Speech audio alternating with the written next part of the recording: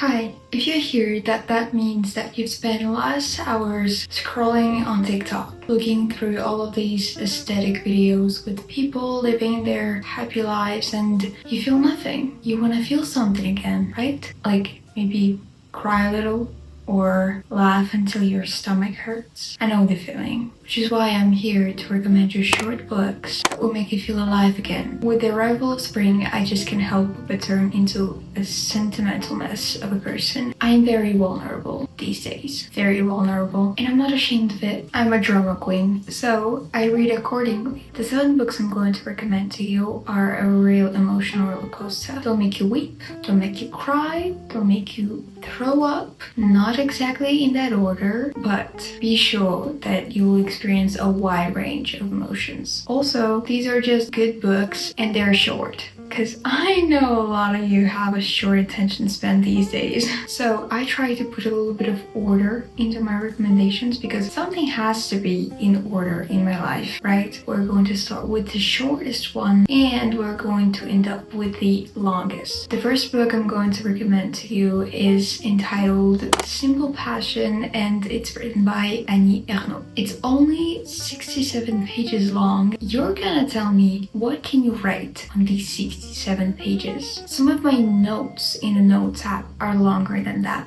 Well, Annie Ernaux decided to use these 67 pages as a personal diary of sorts. She talks with us about a love affair that she had a number of years ago. She had a love affair with a married man. In this book, she doesn't search to justify her actions, nor does she want to condemn her actions. She's just there laying it all out to you and saying, here you go, this is life. This is what happened. Annie Ernaux is known for her honesty. Personally, I know her because I studied her works in school. I studied her novel, The Place, and she has received a Nobel Prize for it. And I think she's brilliant at capturing the raw nature of human emotion. Here in this book, for example, we see as a reader that the simplicity of passion is opposed to the depth of self-exploration that Annie Ernaux undergoes during this love affair. And because she was in a relationship with a married man, this mistake seems very human. She shares with you without reservation all of the dirty details about this chapter of her life, and I find that takes a lot of courage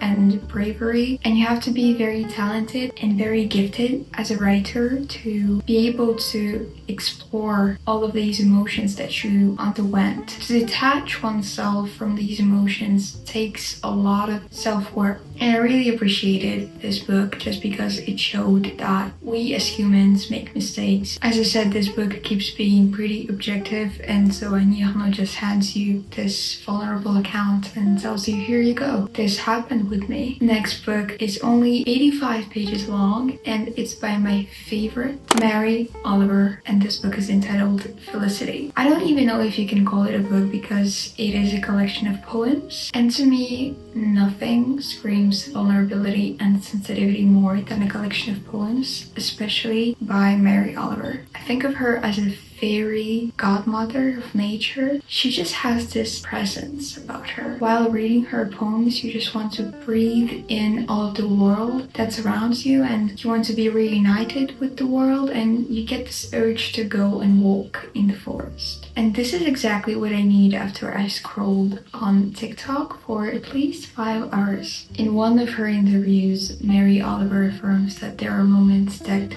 cry out to be fulfilled, and I think it emphasizes her love, her intention in her poems. This collection of poems also encourages vulnerability. Here I want to cite one of my favorite poems of hers. The poem is titled Except for the Body. Except for the body of someone you love, including all its expressions in privacy and in public. Trees, I think, are the most beautiful forms on the earth. Though, admittedly, if this were a contest, the trees would come in an extremely distant second. You cannot tell me this is not beautiful. Now, one of my favorite authors has been and always will be James Baldwin. Something about James Baldwin is so charming, and precisely in his vulnerability, you get to see all of the pain, yet also all of the humanity. And I will now quote him: "You think your pain and your heartbreak are unprecedented, but then you read." And I think this quote really emphasizes how reading is important. Reading is not only a singular experience, it is an experience shared. And you share it with the author, but also with the other readers. And I feel like we can get so caught up in this hurry that is imposed on us by social media, by the notion of productivity, that sometimes it's just important to remember that we can slow down, we can simply exist with one another, we can simply grab a book, we can sit down. I am now remembering of this quote I saw, ironically, on Pinterest: "Read your books, drink your tea, there's chaos out there." And I couldn't agree more. So this book is only 106 pages long, but you'll be thinking about it for at least the next 365 days. This book is separated into two parts. The first part is a letter to a 14-year-old nephew of James Baldwin, and here James Baldwin takes on a parental role, and he teaches his nephew how to approach the world, how to be frank and open-hearted and open-minded. He emphasizes the importance of being kind. He begs his nephew not to get too frustrated and aggressive towards other people, and to move slowly and boldly through the world around him, no matter how hard it gets. It was such a gentle push, to me at least. I felt like he was speaking to me. This is why I love him so much. You read him and you have a feeling that you are actually related to him, and he's actually sitting in front of you and he shares a cup of coffee with you, and you have a personal conversation with him, and it just feels so heartwarming. And I guess this is what I need after I just spent hours and hours on TikTok. I just need a little reminder that I have a soul too, and I'm only a human. The other section, the second section, is entitled "Down at the Cross, a letter from a region in my mind." I'm sorry, this title is just incredible. In this section, he reflects on his upbringing, and he accentuates how Christianity has affected him, and he also talks about his rapture with Christianity and how this affected his relationship with his parents, and I found this heartbreaking. He also recounts his meeting with the head of Nation of Islam. This section of the book keeps the focus on the issue of race in America. As a person who has not lived in America, I think it was really important for me to read it. While you read about James Baldwin's life in Harlem that he describes in his book, you also understand that even now, this experience is relevant. In general, I think this book is an essential read if you want to understand the race question in America on a deeper level. This book then transforms into philosophical pondering. You are left with a sense of longing for a better future for the whole humanity, and it is so refreshing. This is why I appreciate his writing so much. His ability to stay so kind and so human in all of the cruelty that he has experienced as a kid, as an adult, is admirable.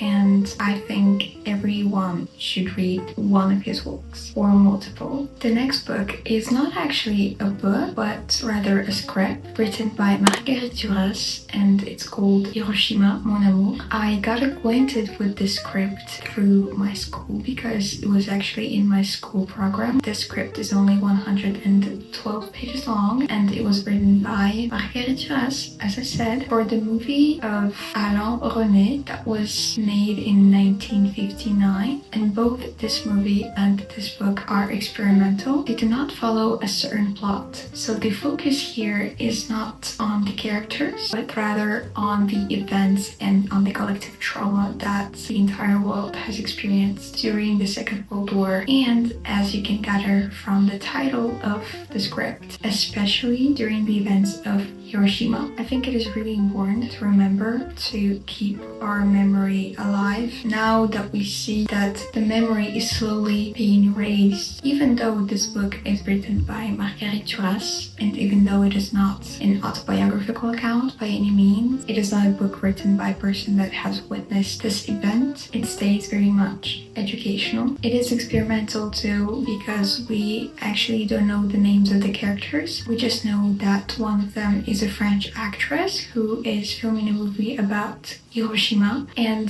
the second character is a Japanese architect, and they're having a love affair. And through their personal love affair, we get to know their past, but not only their past, also a collective past and a collective experience during the bombings of Hiroshima. The writing is also very neutral, and I think it accentuates the shock, and I also think that it brings up this silence that took place after the bombings, and it really just is purposeful. I would also recommend to pair this book with a movie. As I said, it was shot by Alain René, and if you're a lover of New Wave, you know, Godard and all of that, I think you'll love this one. The way it is shot is truly beautiful, so I think if you're a film enthusiast, it will be nice for you to read the script and then watch a movie. We are slowly moving on to longer books, and now I want to talk about Blue Nights by John Didion. This book is 208 pages long, and the thing about Didion is that you're either captivated by her or you just lay her book down and you move on. I have to be honest, when I first read her books, I didn't really get her. I thought she was quite distant and I couldn't really catch her spirit.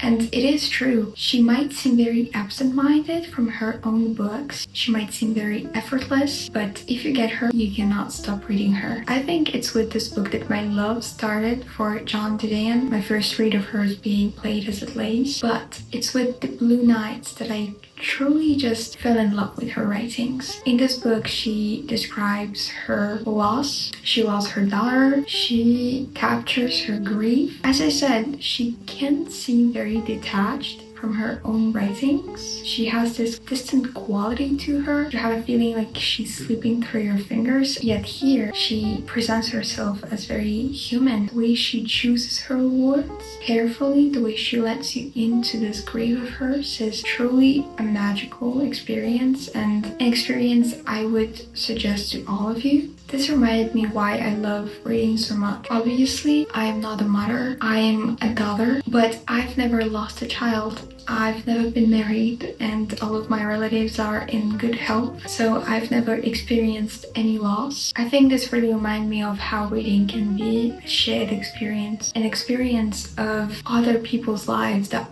otherwise we couldn't have had. Now, the next book. I already talked about this book in my What You Should Read This Fall video, so if you haven't watched that one, I highly recommend it. Sula by Toni Morrison. This one is even longer. I consider this book a perfect fall read. As I said already, we are presented with two characters, two black girls, Sula and Nell. They grew up with each other and they experience adolescence together, but Sula then moves on and there's a rupture. However, after some years, she comes back into town and she once again meets with Nell, but their relationship is quite different these times. Also, the action is set in a small town, and this book really accentuates the lack of humanity, the lack of empathy, especially towards women. Sula here is presented as barbaric and diabolical, showcasing the othering of unconventional. Yet, through this book, Toni Morrison manages to capture all of the sorrow that a human can have. Truly, I felt heard and I felt seen, especially during the descriptions. There's a scene where Sula is in her bed and she suffers and she experiences this feeling of melancholy, and the way Toni Morrison manipulates the words is astonishingly beautiful. Morrison's writing is truly piercing and, as I said, mesmerizing. It is a perfect blend of rage and tenderness. As I said, this book is perfect for a gloomy afternoon when you feel vulnerable and you just feel like you want to be sensitive and dramatic. So read it if you want to enjoy some good company, but also this book might bring you comfort and you can sit in silence with it. The last book is the longest of them all, and I know it might scare you off, but bear with me when I tell you that the word vulnerability was created by Virginia Woolf. I'm not kidding. The Waves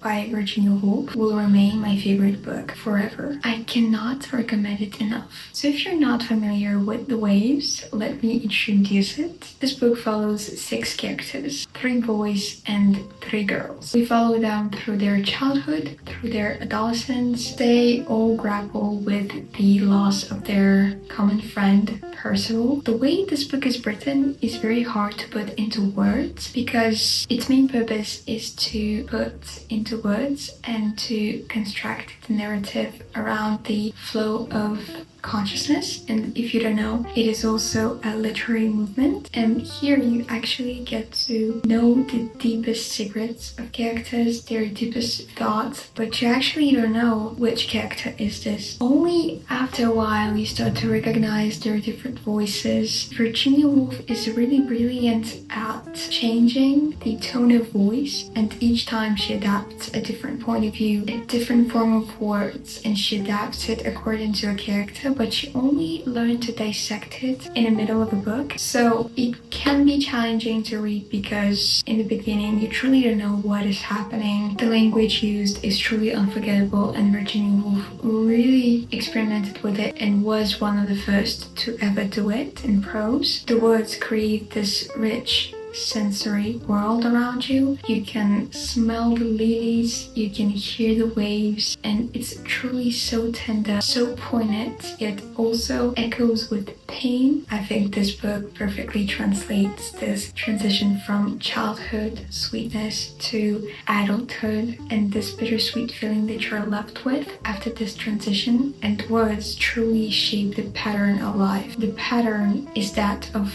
the waves, and that's why the book is called The Waves, because each transition that we undergo as people is a wave. Waves are natural, change is natural, and it is a part of us that we have to embrace. And so is our sensitivity. As with any other books from this recommendation, this book just really taught me that vulnerability is not something you have to be ashamed of. Rather, it is a gift, and each of us is blessed with it. Hopefully, you got some new book recommendations away from this video.